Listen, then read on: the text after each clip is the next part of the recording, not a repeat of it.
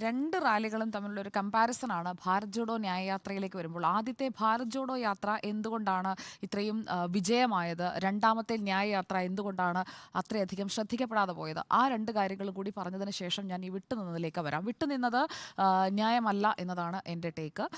ആ അഭിപ്രായം ഞാൻ ആദ്യമേ തന്നെ സൂചിപ്പിക്കുകയാണ്. ഇപ്പോൾ ഈ ഒരു മെഗാ റാലിയിലേക്ക് എത്തുന്നത് അതൊരു കൾമിനേഷൻ ആണല്ലോ, നേരത്തെ സൂചിപ്പിച്ചതുപോലെ 15 സംസ്ഥാനങ്ങളിലൂടെ ആദ്യം പോയ ഇടങ്ങളല്ല. രണ്ടാമത്തെ റാലി വരുമ്പോൾ കറക്റ്റായിട്ടൊരു റൂട്ട് സെറ്റ് ചെയ്യുന്നു.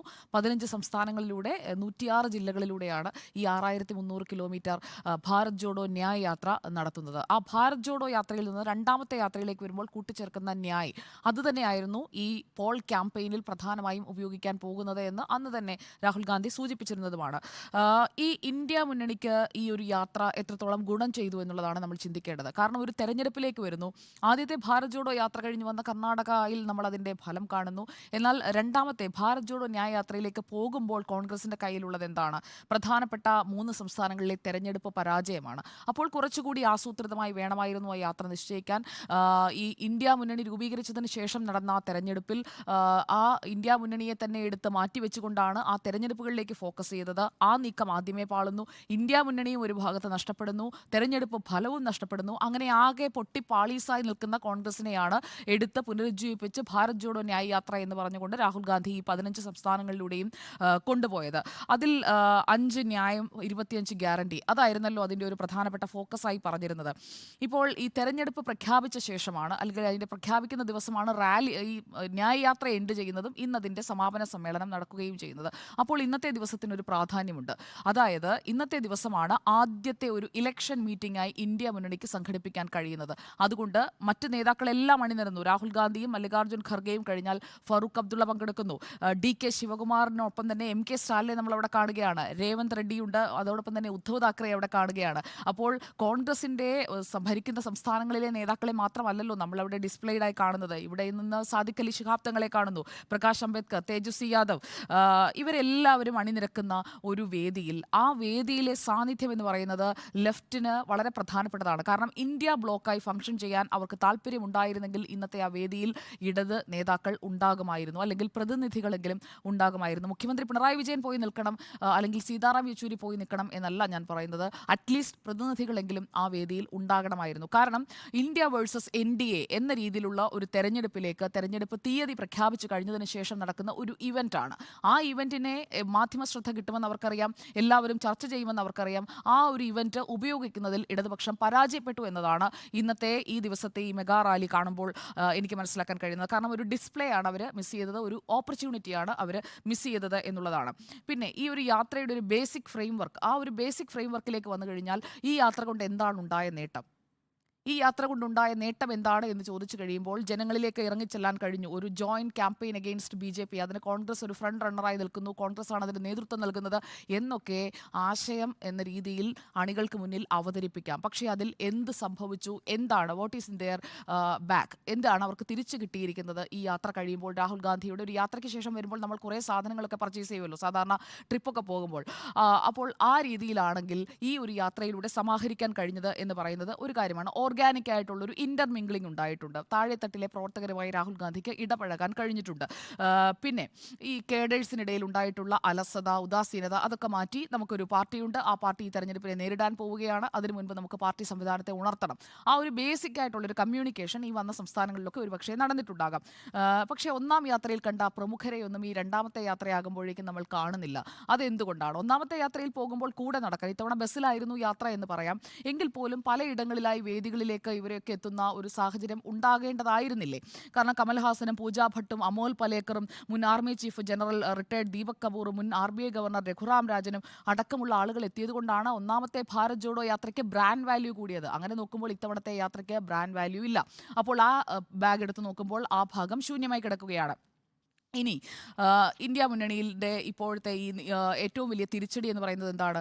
ബീഹാറിലേക്ക് ഈ യാത്ര എത്തുമ്പോഴാണ് ജനുവരി മാസത്തിൽ എന്ത് സംഭവിക്കുന്നത്? ഇന്ത്യ മുന്നണിയുടെ പ്രോപ്പറായിട്ടുള്ളൊരു കമ്മ്യൂണിക്കേഷൻ നടക്കുന്നില്ല, പ്രോപ്പറായിട്ടുള്ളൊരു യോഗം നടക്കുന്നില്ല എന്ന് പറഞ്ഞുകൊണ്ട് ഇന്ത്യ മുന്നണി എന്ന ആശയത്തിൽ എല്ലാവരെയും ഒന്നിപ്പിക്കാൻ മുൻകൈ എടുത്ത നിതീഷ് കുമാർ എന്ത് ചെയ്യുന്നത്? ഇന്ത്യ മുന്നണിയുടെ വാതിൽ തുറന്നിട്ട് ഇറങ്ങിയങ്ങ് പോയി. എന്നിട്ട് NDAയുടെ അകത്ത് കയറി അവിടെ വളരെ സേഫായി നിൽക്കുകയാണ്. അപ്പോഴും രാഹുൽ ഗാന്ധിയുടെ യാത്ര ഇങ്ങനെ തുടരുകയാണ്.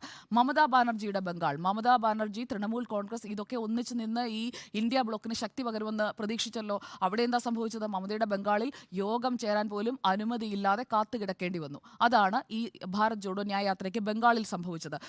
പിന്നെ RLDയുടെ ജയന്ത് ചൗധരി ഇന്ത്യ ബ്ലോക്കിനൊപ്പമായിരുന്നല്ലോ ആദ്യ കൂടിയാലോചനകൾ നിന്നപ്പോൾ ഉണ്ടായിരുന്നത്. ജയന്ത് ചൗധരിയും പോകുന്നു. അപ്പോൾ ഫസ്റ്റ് യാത്ര എന്ന് പറയുന്ന ഭാരത് ജോഡോ യാത്ര ഒരു ഗ്രാൻഡ് അഫെയർ ആയിരുന്നു. രാഹുൽ ഗാന്ധിയുടെ യാത്ര എന്ന രീതിയിൽ ഇവിടെ കന്യാകുമാരി മുതൽ കശ്മീർ വരെ നല്ല വിസിബിലിറ്റി കിട്ടിയ യാത്രയായിരുന്നു. കേരളത്തിലൂടെ കടന്നുപോയപ്പോൾ ഇടതുപക്ഷം അന്നും വിമർശിച്ചു. കേരളത്തിലെ ആ 19 ദിവസമാണ് ഏറ്റവും കൂടുതൽ ചർച്ച ചെയ്യപ്പെട്ടത്. അപ്പോൾ അങ്ങനെയുള്ള അതേ സ്റ്റാൻഡ് തന്നെയാണ് ഇടതുപക്ഷത്തിന് ഇന്ത്യ മുന്നണി രൂപീകരിച്ച ശേഷം നടക്കുന്ന ഭാരത് ജോഡോ ന്യായ യാത്രയോടും. അതുകൊണ്ട് തന്നെ വിട്ടുനിന്നത് ഒരു മുന്നണി എന്ന രീതിയിൽ കേന്ദ്ര സർക്കാരിനെ, BJPയെ എതിർക്കാനായി ഏറ്റവും കൂടുതൽ പറയുന്നത് ഞങ്ങളാണ്, ഏറ്റവും കൂടുതൽ പ്രവർത്തിക്കുന്നത് ഞങ്ങളാണ്, അതിൻ്റെ ആശയാടിത്തറ ഉള്ളത് ഞങ്ങൾക്കാണ് എന്ന് പറയുന്ന ഇടതുപക്ഷത്തിൻ്റെ പൊള്ളത്തരമാണ് ഇന്നത്തെ ആ വിട്ടുനിൽക്കലിലൂടെ, ആ അസാന്നിധ്യം കൊണ്ട് മനസ്സിലാക്കാൻ കഴിയുന്നത്. പിന്നെ രാമക്ഷേത്ര പ്രാണപ്രതിഷ്ഠ അത് നടക്കുന്നത് എപ്പോഴാണ്? ഈ റാലി ജനുവരി 14 തുടങ്ങുന്നു. 22-ാം തീയതി രാമക്ഷേത്ര പ്രാണപ്രതിഷ്ഠാ ചടങ്ങ് നടക്കുന്നു. അപ്പോൾ ഈ യാത്രയുടെ ഒരാഴ്ചയ്ക്കുള്ളിൽ തന്നെ ഈ യാത്രയുടെ ഒരു വിസിബിലിറ്റിയും ഈ യാത്രയുടെ ഒരു പ്രാധാന്യവും അത് കൂടുതൽ ആളുകളിലേക്ക് എത്തുന്നതും എല്ലാം നിലയ്ക്കുകയാണ്. കോൺഗ്രസിനുള്ളിൽ തന്നെ അഭിപ്രായമുണ്ടായിരുന്നു ഈ സമയത്ത് ഒരു യാത്ര നടത്തുന്നത് അത് എത്രത്തോളം നമുക്ക് ഗുണകരമാകുമെന്ന് ചിന്തിക്കണം എന്ന്. അതിന് പകരം കൃത്യമായി തെരഞ്ഞെടുപ്പിന് വേണ്ടി ഒരുങ്ങാനായിട്ടുള്ള ഒരു ഘടനാപരമായ ഒരു സംവിധാനം ഉണ്ടാക്കുക, ഇന്ത്യ മുന്നണിയെ ശക്തിപ്പെടുത്തുക, അതിലേക്കൊക്കെ ഫോക്കസ് ചെയ്തിരുന്നെങ്കിൽ ഒരുപക്ഷേ നിതീഷ് കുമാർ അടക്കമുള്ള ആളുകൾ ഇന്ത്യ മുന്നണിയിൽ ഇപ്പോൾ ഉണ്ടാകുമായിരുന്നു. അങ്ങനെ വലിയൊരു നഷ്ടം ഓർഗനൈസേഷണൽ സ്ട്രക്ചർ ഇന്ത്യ മുന്നണിക്ക് ഉണ്ടാക്കിയെടുക്കുന്നതിലെ വിലപ്പെട്ട സമയമാണ് ഇപ്പോൾ ഈ 62 ദിവസം എടുത്ത് പൂർത്തിയാക്കി എന്ന് പറയുന്ന. സ്വയം അഭിരമിക്കാം, രാഹുൽ ഗാന്ധി സംഭവമായി ഇത് പൂർത്തിയാക്കി എന്നൊക്കെ അഭിരമിക്കാം എന്നതിനപ്പുറം ഈ 62 ദിവസം കൊണ്ടുണ്ടായ നഷ്ടം കൂടി പരിശോധിക്കേണ്ടതുണ്ട്. അപ്പോൾ ഇതിനിടയിൽ ഒരു 5 ദിവസത്തെ ഇടവേള എടുത്തിരുന്നു രാഹുൽ ഗാന്ധി കേംബ്രിഡ്ജ് സർവകലാശാലയിൽ പോകുന്നതിനായി. അപ്പോൾ 5 ദിവസത്തെ ഇടവേള എടുക്കുന്നു. അതുപോലെ തന്നെ തെരഞ്ഞെടുപ്പ് സമയത്ത് തെരഞ്ഞെടുപ്പിന് കോൺഗ്രസിന് ഒരുങ്ങണമെന്ന് പറഞ്ഞുകൊണ്ട് ഇന്ത്യ മുന്നണിയുടെ പ്രവർത്തനങ്ങളെയെല്ലാം മന്ദീഭവിപ്പിക്കുന്നു. അങ്ങനെ എല്ലാ സംവിധാനങ്ങളെയും തച്ചു തകർക്കുന്ന രീതിയിൽ പ്രവർത്തിച്ചിട്ട് ഇനിയിപ്പോൾ ഞങ്ങൾക്ക് പ്രതിപക്ഷത്തെ ഏറ്റവും വലിയ ഒറ്റകക്ഷിയാകണം, അതുകൊണ്ട് ഞങ്ങൾക്ക് ആ സീറ്റെണ്ണത്തിലേക്ക് എത്തണം, അതിനുവേണ്ടി കേരളത്തിൽ ഞങ്ങൾ മത്സരിക്കുന്നു. അത് ആർക്കെതിരെയാണ്? ഇന്ത്യ മുന്നണിയുടെ ഭാഗമായി നിൽക്കുന്ന ഇടതുപക്ഷത്തിനെതിരെ, CPIക്കെതിരെ, CPMനെതിരെ ആലപ്പുഴയിൽ, CPIക്കെതിരെ വയനാട്ടിൽ. രാഹുൽ ഗാന്ധിയും KC വേണുഗോപാലും രണ്ട് ദേശീയ നേതാക്കൾ എന്ന് തന്നെ പറയാവുന്ന, AICCയുടെ ചുമതലയുള്ള ദേശീയ നേതാക്കൾ എന്ന് തന്നെ പറയാവുന്ന രണ്ടുപേരാണ്, രണ്ട് കീ ഫിഗേഴ്സാണ് കേരളത്തിൽ വന്ന് ആർക്കെതിരെ? ഇടതുപക്ഷത്തിനെതിരെ മത്സരിക്കുന്നത്. അപ്പോൾ അവരെതിരുന്നത് ആരെയാണ്? തമ്മിൽ പോരടിക്കുന്നത് എന്തിനാണ്? കേരളത്തിലെ നേട്ടം മാത്രമാണ് അപ്പോൾ കോൺഗ്രസിന് താല്പര്യം, അല്ലെങ്കിൽ കേരളത്തിൽ നിന്ന് മാത്രമാണ് അവർക്ക് ഈ സീറ്റ് കൂട്ടുന്നതിലേക്ക് കോൺട്രിബ്യൂട്ട് ചെയ്യാൻ കഴിയുന്നത് എന്നുള്ള ഒരു ചിന്ത ഒരുപക്ഷെ ഉണ്ടായിട്ടുണ്ടാകാം. 20-20 എന്നുള്ള അവരുടെ ഒരു ആഗ്രഹമൊക്കെ അവിടെ നിൽക്കുന്നുണ്ടാകാം. അതുകൊണ്ടായിരിക്കും സിറ്റിംഗ് സീറ്റ് വിടേണ്ട എന്ന് കരുതി രാഹുൽ ഗാന്ധി മത്സരിക്കുന്നത്. KC വേണുഗോപാൽ AM ആരിഫിൽ നിന്ന് ആ സീറ്റ് പിടിച്ചെടുക്കാൻ വേണ്ടി ഇവിടേക്ക് വരുന്നത്. ഇവിടെ ഇടതുപക്ഷത്തെക്കുറിച്ച് പറഞ്ഞ് ഞാൻ അവസാനിപ്പിക്കാം. ഇവിടെ ഇടതുപക്ഷത്തിന് എന്താണ് പ്രശ്നം? ഇടതുപക്ഷത്തിന് ഇവിടെ സീറ്റെണ്ണം കൂട്ടിയേ തീരൂ. കാരണം ദേശീയ പാർട്ടി പദവി അവർക്ക് നിലനിർത്തണം.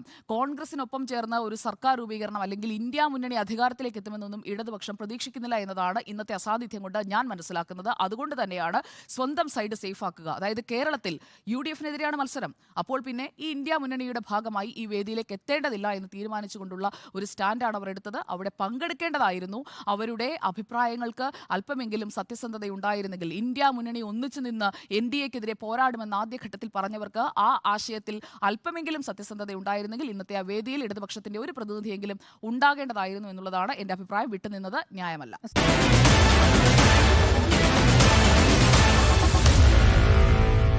Meet the editors.